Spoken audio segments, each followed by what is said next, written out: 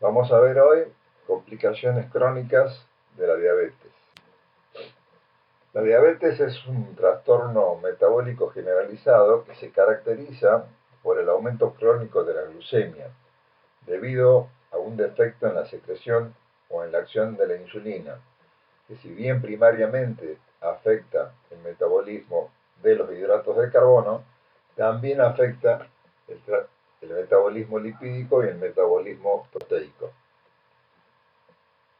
La diabetes tiene algunas características. En principio es una enfermedad crónica, no tiene curación, aunque sí tiene un tratamiento efectivo. Puede ser, de hecho, asintomática por años. Tan es así que muchos diabéticos que son diabéticos no se enteran hasta tanto no se hacen algún análisis de rutina.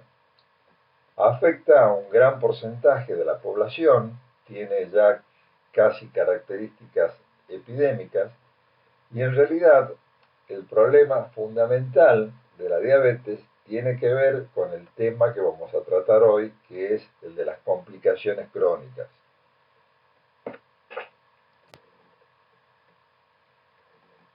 La diabetes, como dijimos, es una enfermedad que se caracteriza por el aumento de la glucemia, y el aumento de la glucemia puede ser bastante asintomático. El problema es cuando este aumento de la glucemia es muy importante y puede dar entonces dos tipos de complicaciones. Las complicaciones agudas, que son la hipoglucemia, la cetoacidosis diabética, que es una forma de descompensación, el estado hiperosmolar, y lo que nos ocupa hoy, que son las complicaciones crónicas. Dentro de las complicaciones crónicas vamos a considerar la neuropatía diabética, la nefropatía, la retinopatía, la vasculopatía y un tema aparte que es el pie diabético, donde convergen muchas de estas complicaciones en forma simultánea. Como les decía al comienzo, la hiperglucemia por sí misma puede ser escasamente sintomática y podemos ver muchos pacientes que están con su glucemia en valores de 200, 300, 400 y realizan una vida relativamente normal, pueden tener alguna molestia, poliuria, aumento de la sed, pero que en realidad en ese momento puntualmente quizás no le afecte tanto su estilo de vida. El verdadero problema de la diabetes es generado por las complicaciones crónicas. Las complicaciones crónicas son aquellas que se desarrollan en el transcurso de años de llevar un mal control glucémico. Y las complicaciones agudas sí son graves, son complicadas, pero menos frecuentes y si son tomadas a tiempo se pueden resolver con bastante tranquilidad. En esta imagen vemos un poco los síntomas que tienen que ver con un estado hiperglucémico importante. O sea, esto se refiere por ahí más al momento agudo de la hiperglucemia. El paciente que está con una hiperglucemia no tratada va a tener, por ejemplo, un aumento importante de la sed, va a tener una poliuria.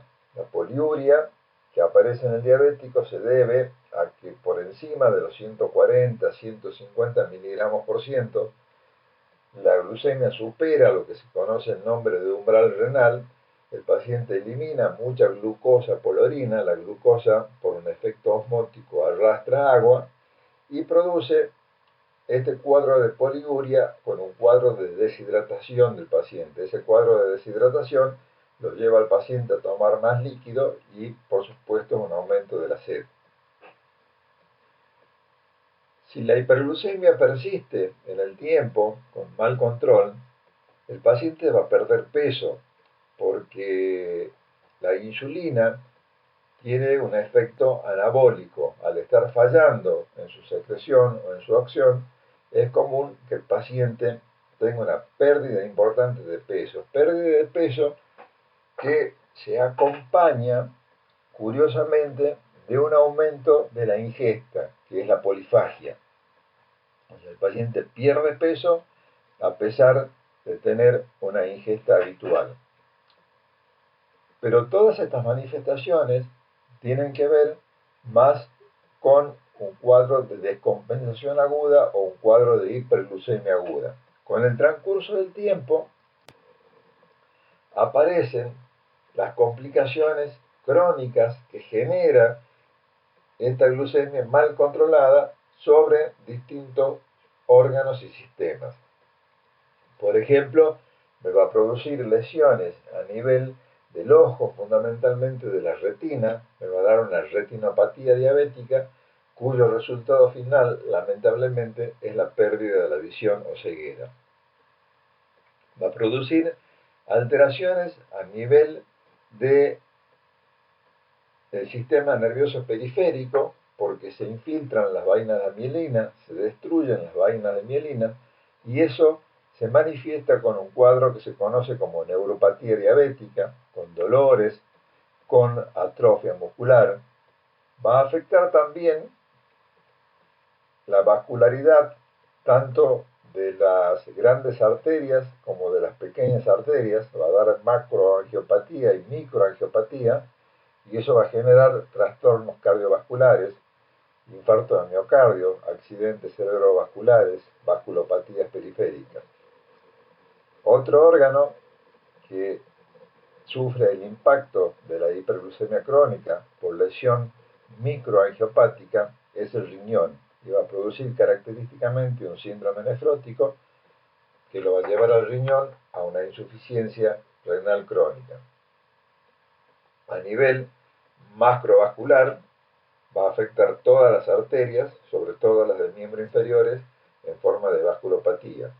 Y puede dar también en el varón disfunción sexual, que tiene que ver más con un trastorno de tipo neuropático, de neuropatía autonómica. Es decir, por un lado, tenemos lo que serían las complicaciones agudas producidas por un aumento importante de la glucemia, y por otro lado, las complicaciones crónicas que tienen que ver con un aumento persistente de la glucemia a lo largo de varios años.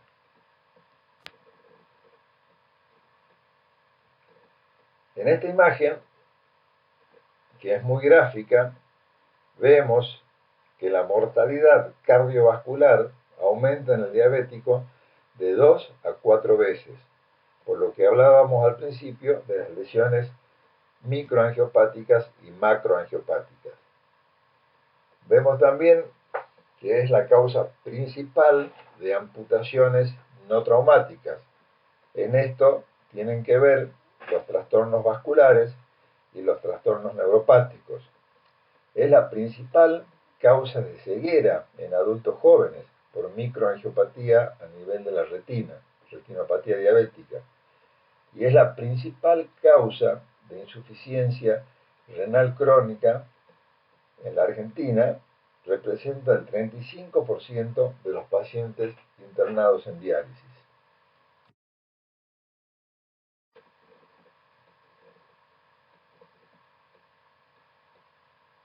La diabetes es una enfermedad que ha ido aumentando su prevalencia en el transcurso de los años. En esta imagen vemos en el eje horizontal estudios realizados en diferentes años y vemos cómo la prevalencia de diabetes ha ido aumentando desde la década de 1930 hasta la década del 90. Este aumento de la prevalencia se debe en parte a un mayor diagnóstico, pero tiene que ver también con un peor estilo de vida, con una peor dieta y también con el envejecimiento poblacional.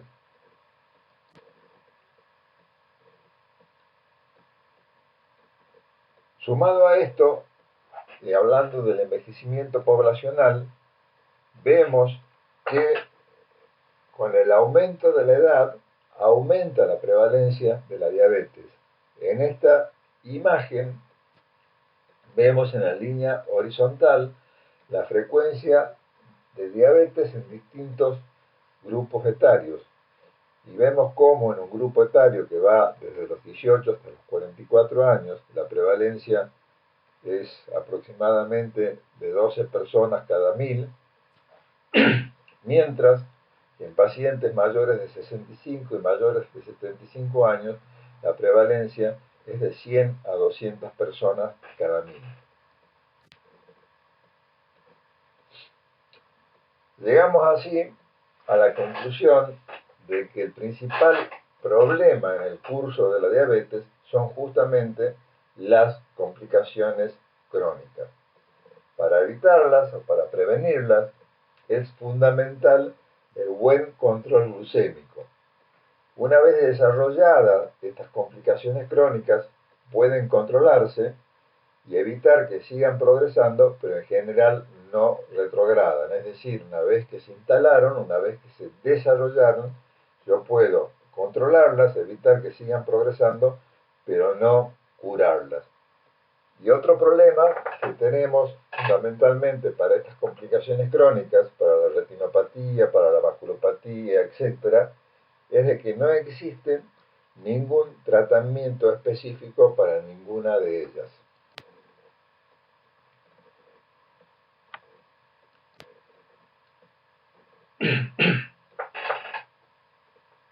Para evitar el desarrollo y la progresión de estas complicaciones crónicas, lo que está definido que es fundamental un control glucémico estricto. Durante mucho tiempo se discutió si estas complicaciones crónicas tenían que ver o no tenían que ver con un buen control glucémico. Esta duda se generaba fundamentalmente porque había pacientes que por ahí tenían un muy mal control metabólico y no desarrollaban grandes complicaciones, y otros pacientes que tenían un control metabólico más estricto y que aún así desarrollaban complicaciones. Después vamos a ver una serie de trabajos que se hicieron con este objetivo y donde se demostró de que había una relación directa entre el control glucémico y el desarrollo de las complicaciones crónicas. Otros objetivos es conseguir un peso normal. El diabético tipo 2 en general es un paciente obeso en el 90-95% de los casos, tiene obesidad, y es fundamental para el tratamiento que ese paciente se reduzca de peso o normalice el peso. De la misma manera, en el diabético tipo 1, insulino dependiente, estos pacientes suelen cursar por ahí con peso bajo y es también importante que aumenten de peso y regularicen el peso hasta llevarlo a un valor normal de acuerdo a su talla. Es fundamental controlar el metabolismo de los lípidos, fundamental controlar la tensión arterial y suspender el consumo de cigarrillos. Todos estos factores, la dislipemia, la presión arterial y el consumo de cigarrillos, si bien no tienen una incidencia directa sobre el control de la glucemia o el control de la diabetes, sí son fundamentales a la hora de prevenir las complicaciones crónicas y las lesiones vasculares y neurológicas. Uno de los trabajos que demostró que había una relación directa entre control y complicaciones crónicas es este, que es el DCCT, conocido como DCCT, que hizo un estudio sobre un grupo poblacional grande y se demuestra que existe una relación directa entre los niveles de hemoglobina glicosilada y las complicaciones diabéticas.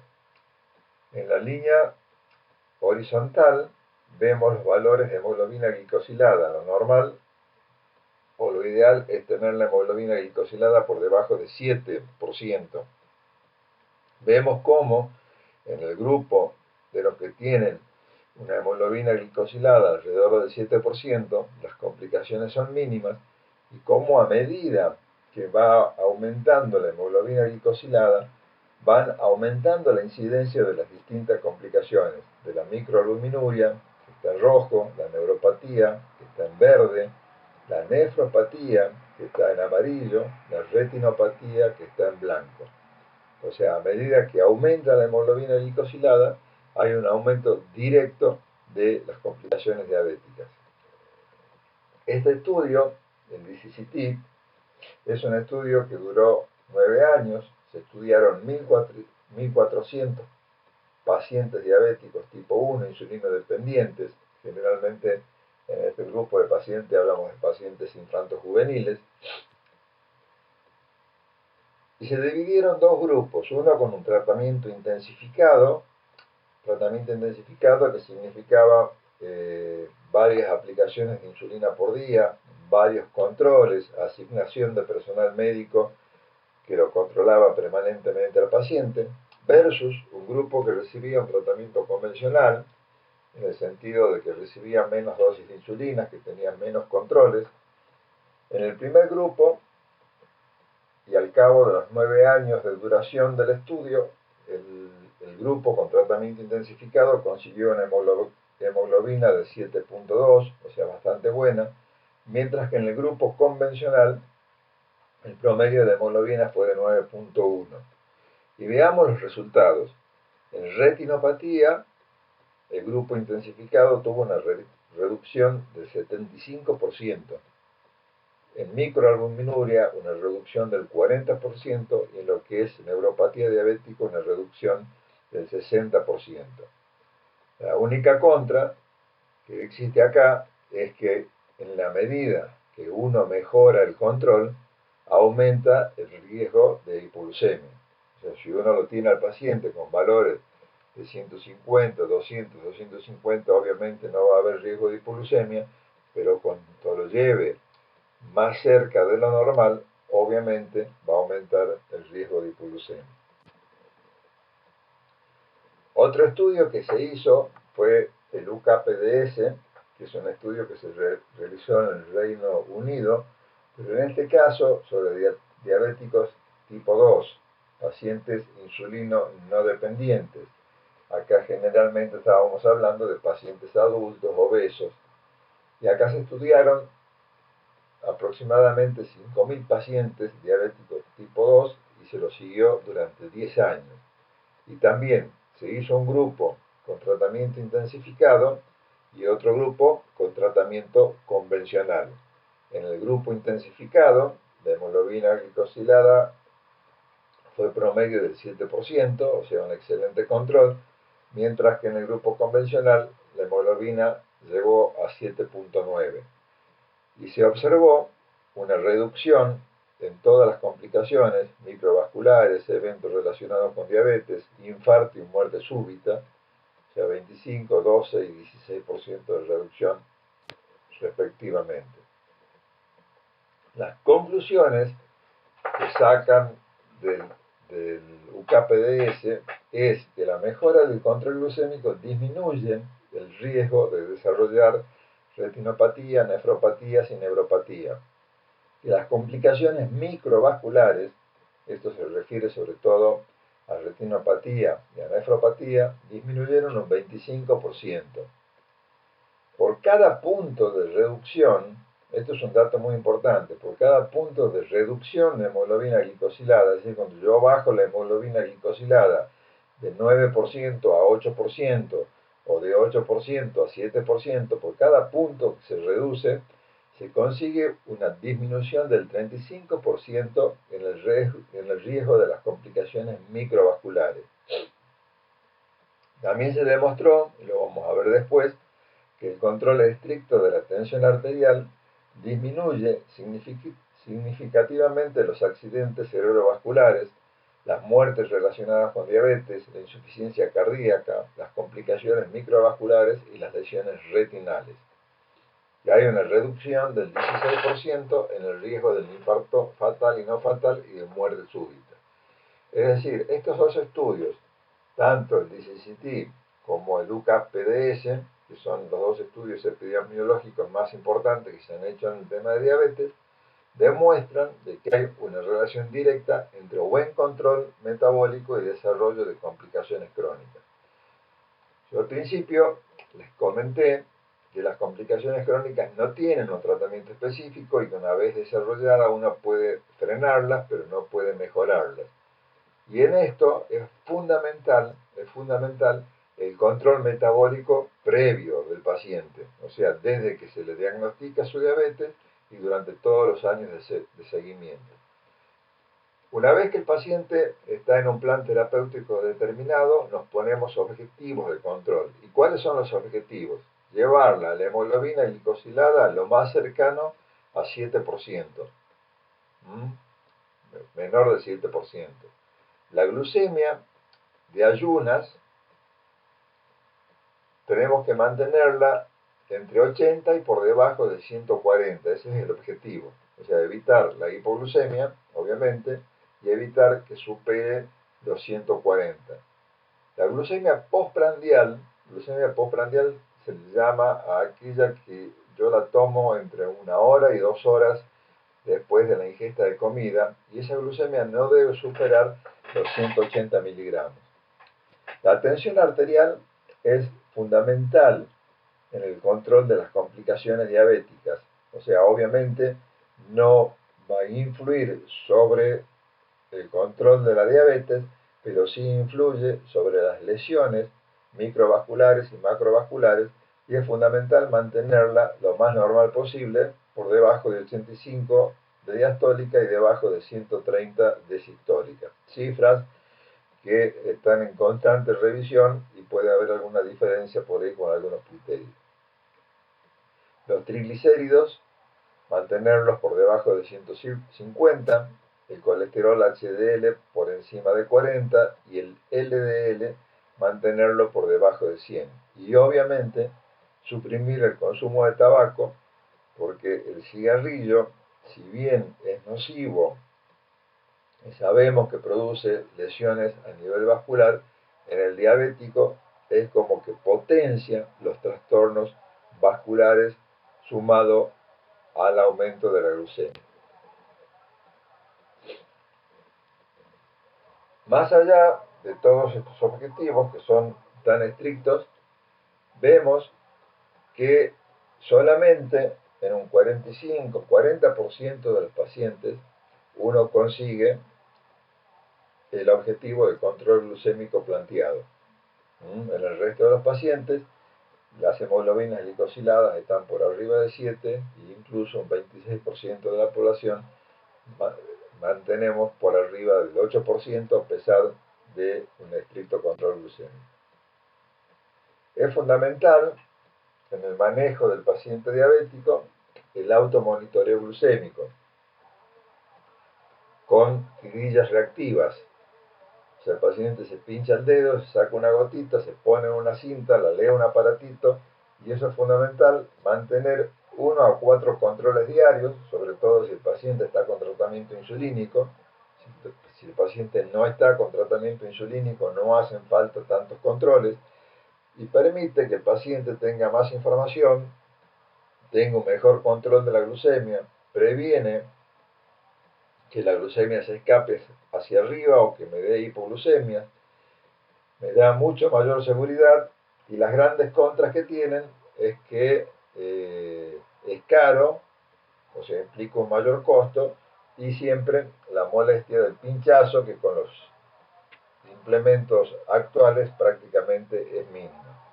Actualmente existen sistemas de monitoreo continuo donde el paciente se coloca en la zona del deltoides una especie de parche con una microaguja que le dura durante 14-15 días, y eso envía información permanente de la glucosa capilar a un sistema de tipo reloj o incluso en el mismo teléfono celular, y el paciente tiene un registro continuo y permanente de la glucemia.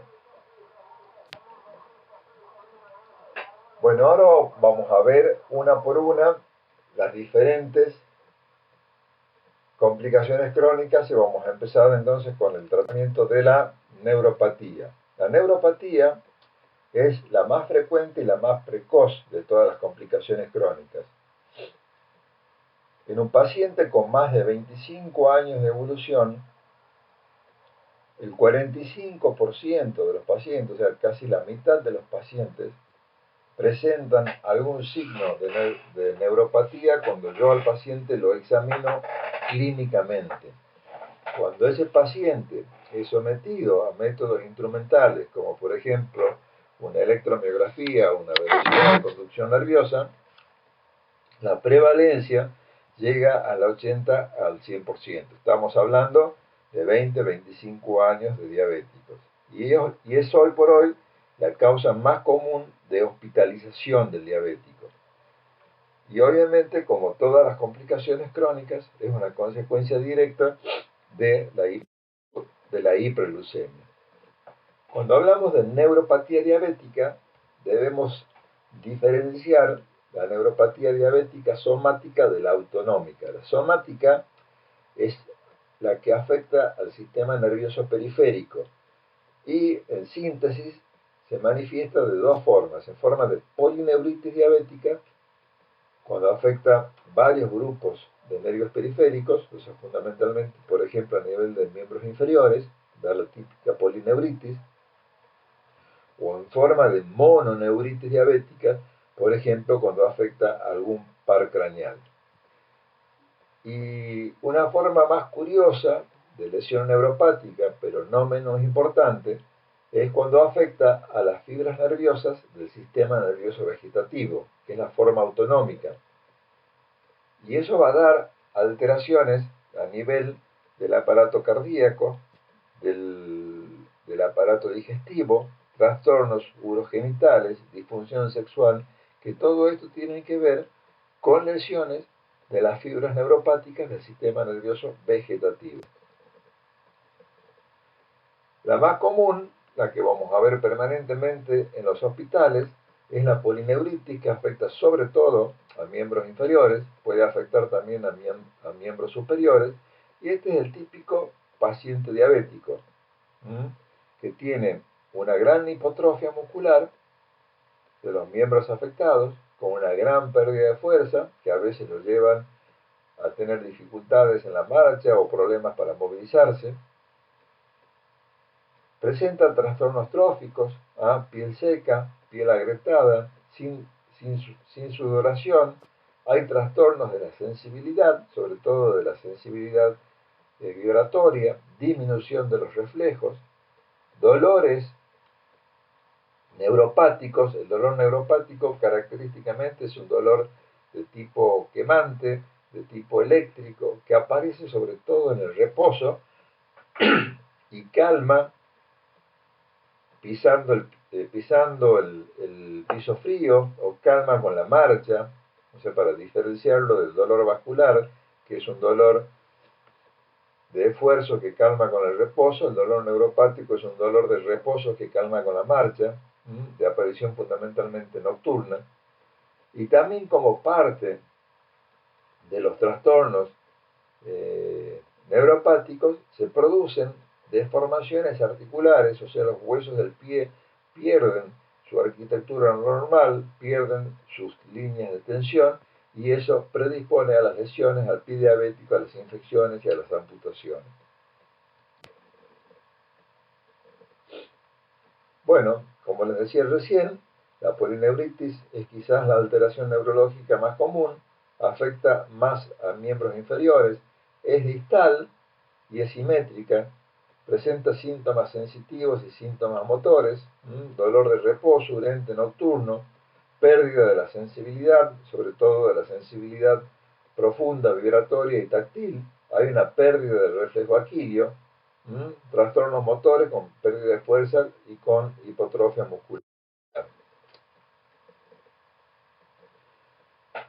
Así como se afectan los miembros inferiores, se pueden afectar nervios craneales, dando cuadros de mononeuritis, parálisis de pares craneales, afecta a los óculos motores, el facial, remiten a veces con un adecuado control glucémico, o la neuropatía troncal que es de aparición brusca, que se manifiesta como dolor o como disestesias, son de lenta recuperación y suelen dar un cuadro clínico parecido en cuanto al dolor a lo que es el herpes.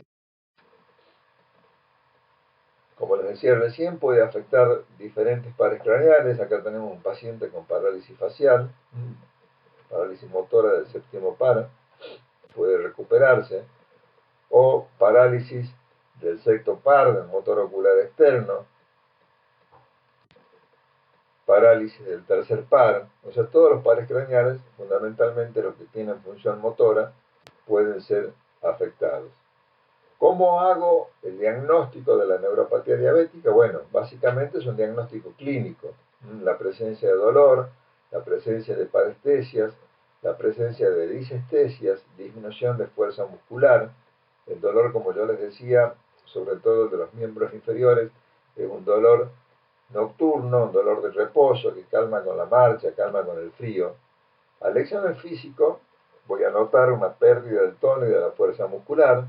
Puedo encontrar abolición de los reflejos osteotendinosos, sobre todo del reflejo aquilio, alteraciones en la sensibilidad termoalgésica, táctil, alteración en la sensibilidad vibratoria tomada con el diapasón o con el monofilamento. Y desde el punto de vista electrofisiológico, son fundamentales el electromiograma y la velocidad de conducción nerviosa que nos van a permitir realizar el diagnóstico de una lesión neurológica periférica. Acá a la derecha estamos tomando la sensibilidad vibratoria con el diapasón, que es fundamental al momento de evaluarlo al paciente. Y a la izquierda vemos el signo del abanico. El signo del abanico se lo toma pidiéndole al paciente que abra los dedos del pie, y lo que estamos evaluando en ese caso es la inervación y el estado trófico de los músculos interóseos. El diabético no puede realizar esta maniobra y es una de las manifestaciones incipientes de neuropatía diabética. Este es el monofilamento. El monofilamento es un cordón plástico rígido que lo tengo que tomar en la planta del pie en distintos lugares y hacer cierto grado de presión. Y también es una manifestación precoz de la neuropatía diabética, la pérdida de la sensibilidad al monofilamento. Habíamos hablado recién de lo que es la neuropatía autonómica, que es la afección de los nervios del sistema nervioso vegetativo, que va a dar manifestaciones a nivel cardíaco, digestivo, urogenital. A nivel cardiovascular, manifestaciones propias de la neuropatía autonómica son la taquicardia de reposo, la hipotensión postural, que siempre debemos evaluarla en el diabético, el infarto indoloro, también es otra manifestación habitual de la neuropatía diabética. Recuerden que un 30-40% de los diabéticos presentan infartos y pueden tener muerte súbita incluso por ausencia del dolor. Y eso se debe a que el corazón ha sido denervado desde el punto de vista autonómico y pierde sus mecanismos de regulación. O sea, la misma lesión que se produce en los nervios periféricos se produce en los nervios autonómicos y da todos estos tipos de trastornos. En esta imagen vemos en la parte superior el corazón de un paciente de 25 años normal y cómo responde con variaciones de la frecuencia cardíaca a distintos estímulos, mientras que en la parte inferior vemos un paciente diabético de la misma edad y cómo tiene un corazón rígido, o sea, hay una ausencia de modificaciones por los estímulos. Esta ausencia de modificaciones tiene que ver justamente con una denervación autonómica del corazón. A nivel del aparato digestivo, también se producen el mismo tipo de lesiones que se pueden manifestar, por ejemplo, con alteraciones esofágicas, con diarreas, que son diarreas nocturnas, son diarreas importantes, en casos severos incontinencia fecal, y quizás lo más importante y lo más común de ver de todo esto es la gastroparesia. La gastroparesia lo que produce es de que se retengan alimentos en la cavidad gástrica y se retrase el vaciamiento gástrico.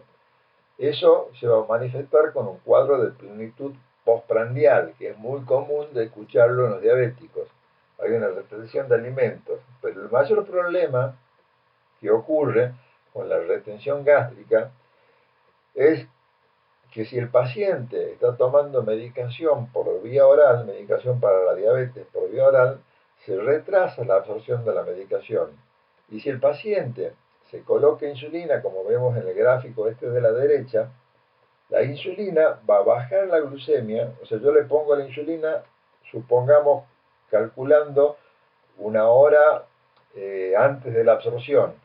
Si hay un retraso en el pasaje de los alimentos, la insulina va a actuar sobre un sustrato que no tiene porque el alimento no ha pasado y me va a generar un cuadro de hipoglucemia.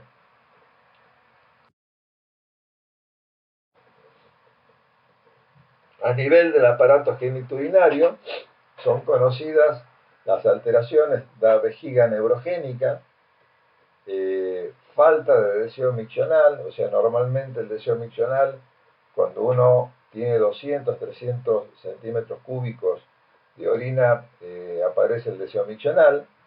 En el diabético lo que ocurre es que se junta una gran cantidad de orina, eso condiciona la aparición de, de infecciones que son muy comunes en los diabéticos, y también como parte de la neuropatía autonómica vamos a tener disfunción sexual, impotencia y trastornos de eyaculación, que son una queja común de los pacientes diabéticos varones. Bueno, el mecanismo por el cual se producen estas lesiones neuropáticas tiene que ver, como vemos acá a la derecha, con factores genéticos, con factores inmunológicos, con alteraciones vasculares, pero fundamentalmente el trastorno tiene que ver con alteraciones metabólicas, ya que la glucosa aumenta la cantidad del sorbitol, y el sorbitol es una sustancia que tiene una gran retención, una gran capacidad de retener agua, aumenta el sodio intracelular, produce un edema celular y se produce la ruptura de la vaina de mielina. La vaina de mielina es como la cobertura que tiene el nervio y es la que lo protege al nervio. Y en el diabético lo que ocurre, como vemos en esta imagen, es la hinchazón de la vaina de mielina y la ruptura de la vaina de mielina, y quedan los nervios descubiertos de su protección natural. Bueno, ¿qué hacemos en un caso de un paciente con neuropatía diabética? Fundamentalmente prevenirlo, ¿correcto? Queda demostrado en el DCCT diferencias entre tratamiento intensificado y convencional. En azul tenemos pacientes con tratamiento intensificado y en rojo pacientes con tratamiento convencional no intensificado. Y vemos cómo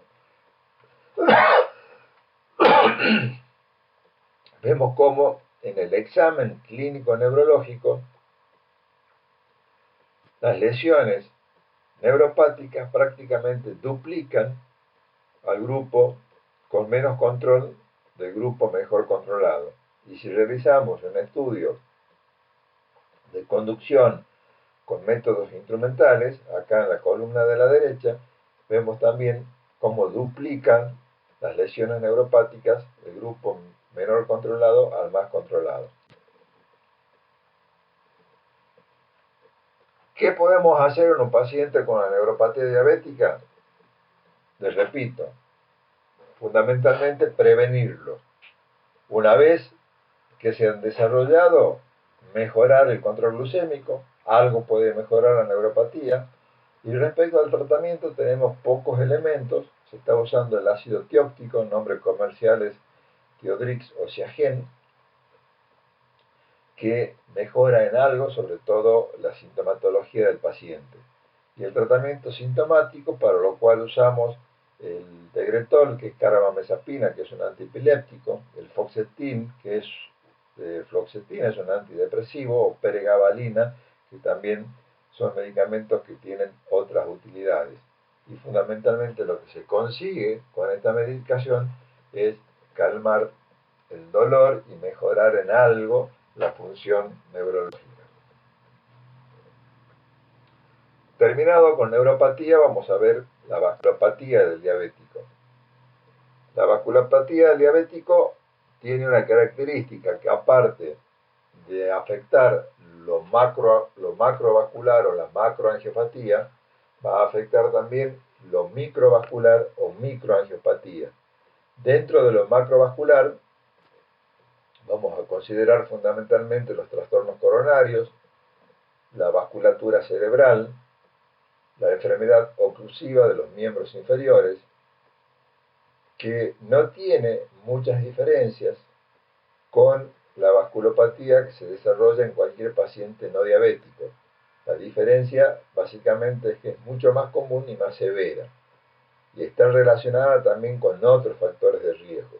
En cuanto a la microangiopatía diabética, es un trastorno que es específico de la diabetes y afecta a la pequeña circulación, fundamentalmente a la microcirculación del riñón, que se manifiesta como nefropatía, y de la retina, que me va a dar retinopatía.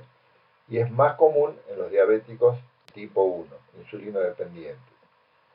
En cuanto a la enfermedad macrovascular, yo les decía, no difieren con la del no diabético, salvo que es más precoz, es más frecuente, es más severa, es más extensa y se pierde la diferencia por sexo. Como sabemos, esto es mucho más común en varones que en mujeres, salvo en el paciente diabético donde esa diferencia se pierde. A las alteraciones macrovasculares debemos sumarle entonces las alteraciones microvasculares, las alteraciones neuropáticas, sobre todo autonómicas, y los factores de riesgo asociados, como son la hipertensión, la dislipemia y la obesidad.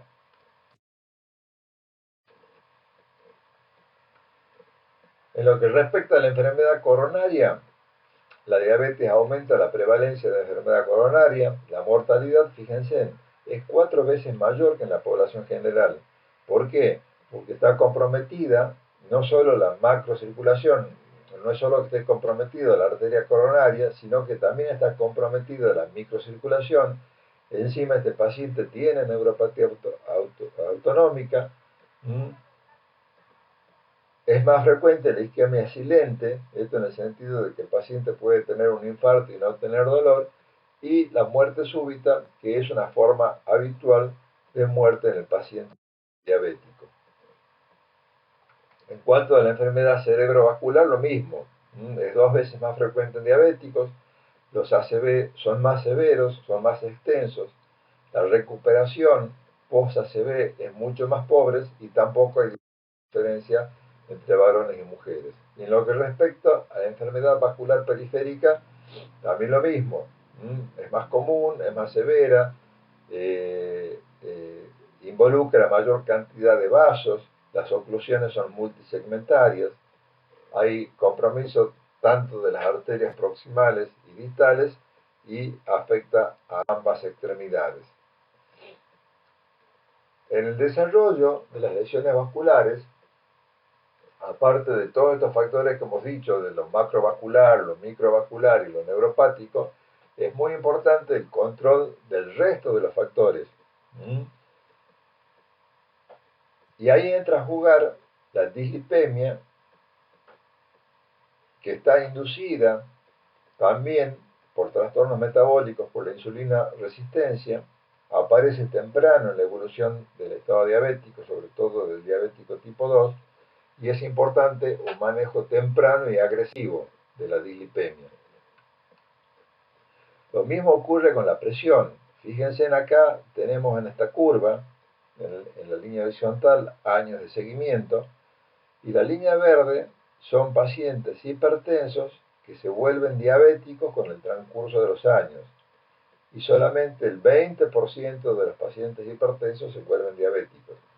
Sin embargo, en la línea roja de arriba vemos cuántos diabéticos se vuelven hipertensos. O sea, y luego de 15 años de evolución, el 70% de los diabéticos desarrollan hipertensión arterial. Es decir, el diabético, como parte de su trastorno metabólico, va a desarrollar dislipemia, porque la insulina tiene que ver con el metabolismo también de los lípidos, y el 70% de estos diabéticos van a desarrollar hipertensión arterial. Otra vez es fundamental el control glucémico en el desarrollo o en la prevención de algunas vasculopatías. Esto tiene que ver con el UKPDS y cómo se relacionan los valores de hemoglobina glicosilada con la predicción del infarto de miocardio. Cuando la hemoglobina glicosilada está por debajo de 6, recordemos que el objetivo es tenerlo por debajo de 7, el riesgo es 1, o sea, no tiene mayor riesgo. Y cómo va aumentando el riesgo relativo en la medida que va aumentando la hemoglobina glicosilada, con valores de entre 7 y 8, el riesgo es 80% mayor, con valores por arriba de 10, el riesgo aumenta a 2.4, o sea, muchísimo más. Conclusión. La diabetes hoy por hoy es considerada una enfermedad vascular. Los eventos vasculares y la muerte de causa vascular están duplicados o triplicados en la diabetes. Es la principal causa de muerte en pacientes diabéticos. Es fundamental el control de la glucemia, pero también el control de los otros factores de riesgo, como ser la hipertensión, la dislipemia, el peso, el sedentarismo y el tabaco. Y fundamental, obviamente, optimizar el control glucémico. Pero esto hace en general que el manejo del paciente diabético sea un manejo que debe ser integral.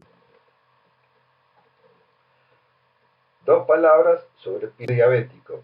En el pie diabético se suman todos los trastornos, lo vascular, macroangiopático, lo microangiopático, lo neuropático. Un paciente diabético, acá vemos en el cuadro de abajo a la derecha, tiene pérdida de la sensibilidad, con lo cual se lastima y no se da cuenta. Hay trastornos autonómicos, el paciente pierde la sudoración en el pie, pierde la untuosidad de la piel y eso facilita las infecciones. Hay trastornos tróficos, se alteran las líneas de fuerza, se produce deformaciones, el famoso pie de Charcot, porque se pierden la línea de fuerza de los pesos, de los huesos, perdón. Entonces cambian los puntos de apoyo y eso facilita los procesos infecciosos.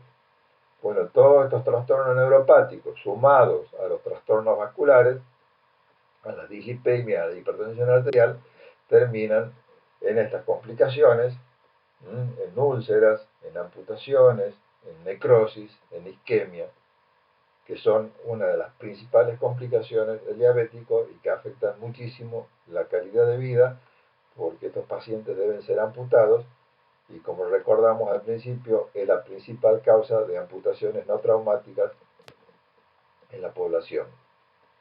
Respecto a la nefropatía diabética tiene que ver fundamentalmente con las lesiones microangiopáticas a nivel del riñón. Es un síndrome clínico que se caracteriza por una microalbuminuria persistente mayor de 30 miligramos por día, sin presencia de otra patología renal. ¿Cuál es la importancia de la nefropatía diabética? Fíjense en este, es un estudio del registro argentino de diálisis y el 35% de los pacientes que están en diálisis son diabéticos. Respecto, ¿cuál es más peligrosa? ¿La diabetes tipo 1 insulino dependiente o la tipo 2? La tipo 1 produce mayor cantidad de nefropatía diabética, o sea, tiene mayor prevalencia de nefropatía diabética. Pero la diabetes tipo 2, el 10 al 25% de los pacientes hacen nefropatía. Como el diabético, como la relación entre la diabetes tipo 2 es de 9 a 1, o sea, por cada 9 diabéticos tipo 2 hay un diabético tipo 1,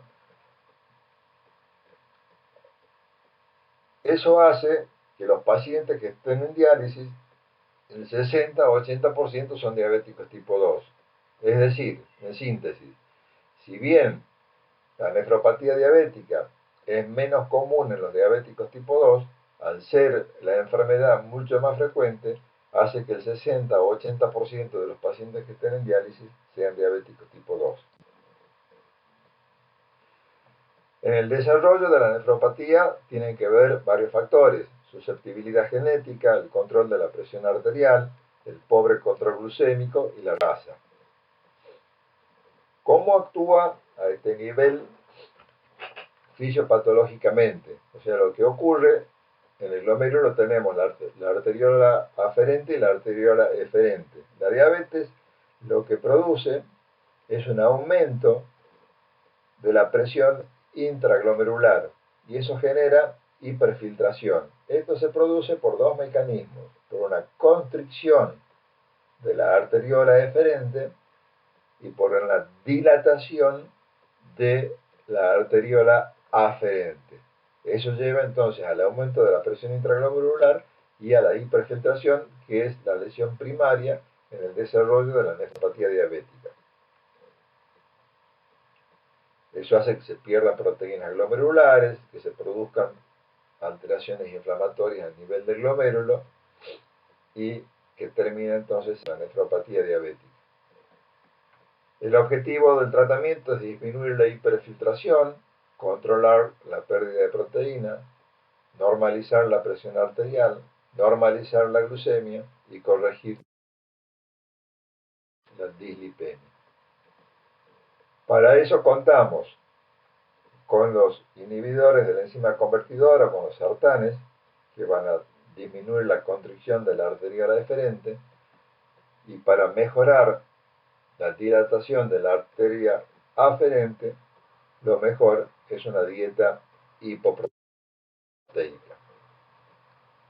Y obviamente, el buen control glucémico, volvemos a este esquema del DCCT, donde vemos en amarillo la relación entre control glucémico y nefropatía. Como a mejor control mejoran las complicaciones y como a medida que va empeorando el control, van empeorando las complicaciones.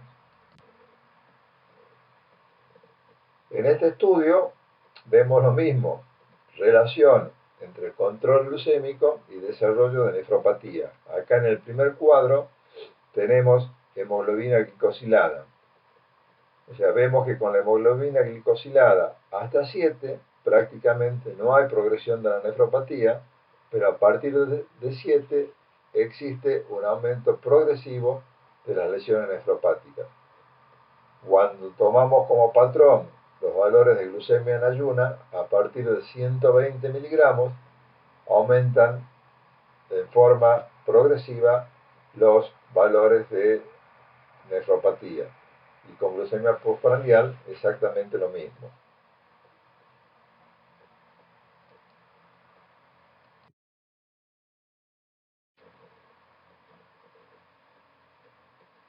Es importante en el control de la nefropatía el control de la presión arterial, e incluso a veces incide mucho más un buen control de la presión arterial que el estricto control de la glucemia. Por ejemplo, acá en el primer gráfico vemos en accidente cerebrovascular que el control estricto de la presión arterial reduce hasta un 44% la incidencia de accidentes cerebrovasculares.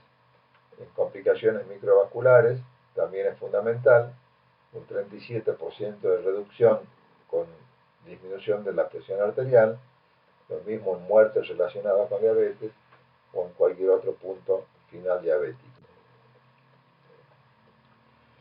Por último, vamos a ver la oftalmopatía.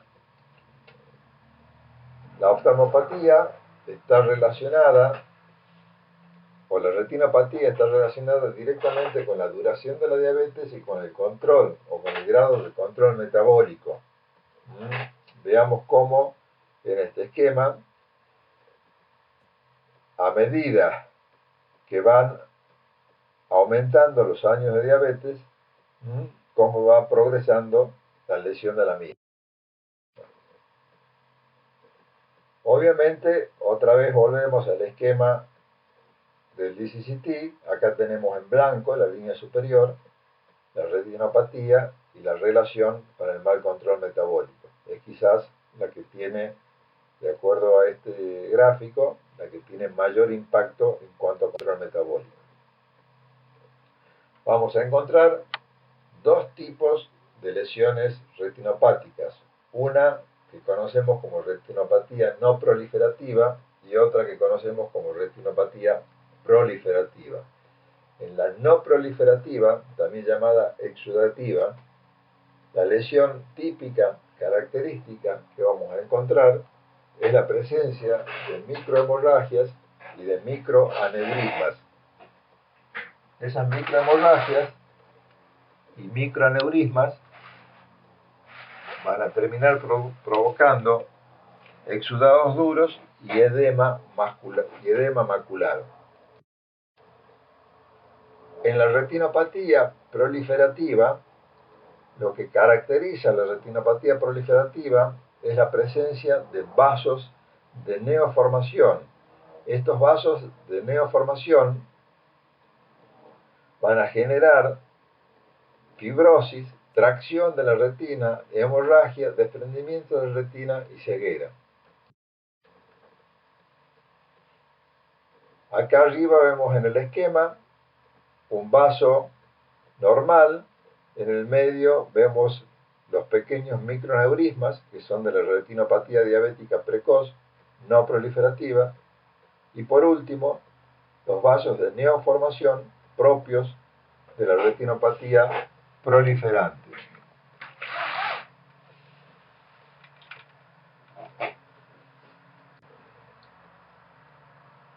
Acá a la izquierda vemos una retina normal y a la derecha, entonces, una retinopatía diabética con puntos de hemorragia y con microaneurismas. En cuanto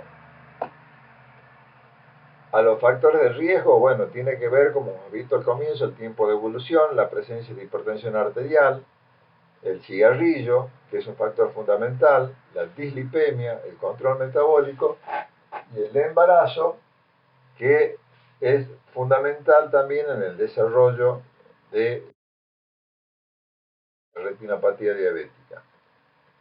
Para prevenir, lo que debemos hacer es optimizar el control, examen oftalmológico anual, y en caso de que se vean procesos degenerativos en la retina, tratarlo con fotocoagulación, lo cual mejora muchísimo el control posterior. Bueno, en esta imagen vemos cómo se relaciona la presencia de retinopatía con control metabólico, que ya lo hemos visto en otros gráficos.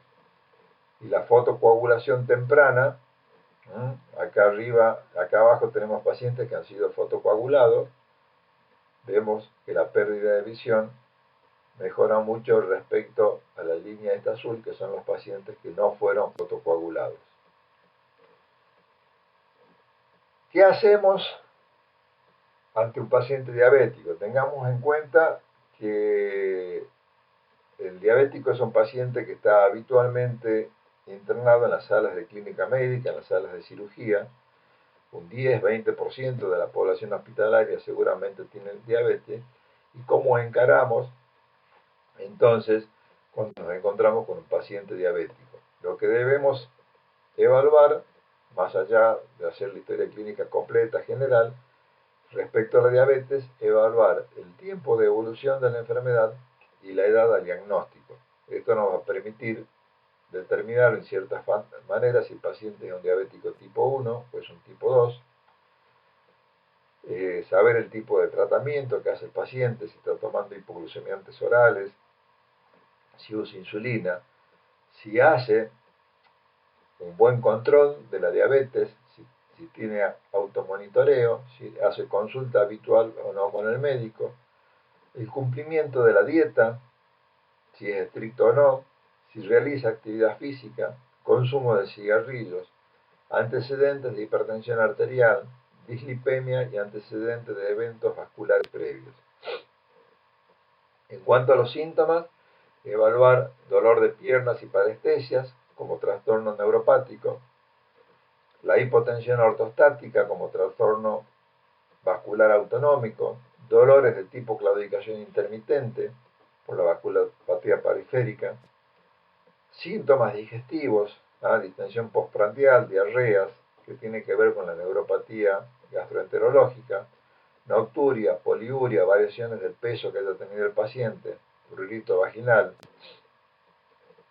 En el examen físico, evaluar obviamente la tensión arterial e investigar si hay hipotensión ortostática. Fundamental el estudio de los pulsos periféricos, ocultar los vasos del cuello, palpar el hígado, tener en cuenta que el hígado graso es una complicación habitual de los diabéticos, y fundamental el examen de los pies, donde vamos a investigar los pulsos, vamos a investigar la sensibilidad, vamos a investigar la temperatura, el trofismo. Según algunos diabetólogos, el examen del paciente diabético debe empezar por el examen de los pies. El fondo de ojo debe realizarse una vez al año en todo paciente diabético. Electrocardiograma y ergometría cuando sea necesario, y velocidad de conducción y electromiograma como exámenes complementarios también cuando sea necesario. Desde el punto de vista bioquímico debemos evaluar la glucemia, la hemoglobina glicosilada por lo menos 2 veces, 3 veces al año, los niveles de colesterol, triglicéridos, función renal, proteinuria de 24 horas, que también debe ser realizada por lo menos una vez al año, y investigar siempre la orina, fundamentalmente buscando la presencia de infección, la presencia de cetonas o la presencia de proteinuria.